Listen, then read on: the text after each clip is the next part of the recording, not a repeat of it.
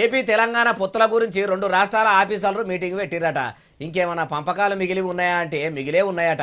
ఏపీకి ఇంకా ఎన్ని పోయేటివి ఉన్నాయి, తెలంగాణ రాష్ట్రానికి ఎన్ని వచ్చేటివి ఉన్నాయని మాట్లాడుకునేందుకే రెండు తెలుగు రాష్ట్రాల అధికారులు సమావేశం అయ్యిండ్రట. ఏం మాట్లాడినరు అరుచుకుందాం పరి. అగో Telangana CS Santhi Kumari madam, AP CS Neerabh Kumar Prasad sir ఇద్దరు కలిసి ఆఫీసర్లందరినీ విరిచి సమావేశం అయితే అయ్యిండ్రు.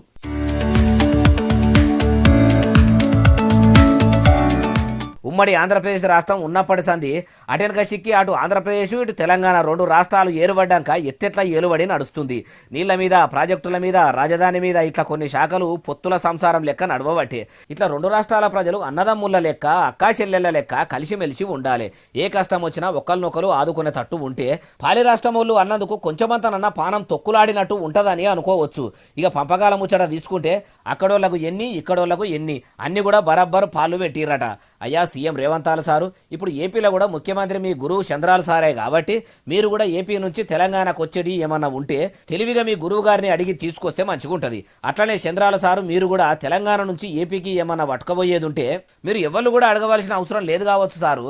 ఎందుకంటే తెలంగాణలో ఉన్నది మీ శిష్యుడేనా. ఏ కిరికిరి కీసులాటలు పెట్టుకోకుండా పంపకాలు చేసుకొని పాలనగిరి చేస్తారా అంటే అస్సలు ఉంటుంది అంటారు ఈ ముచ్చటిన్నోళ్ళు.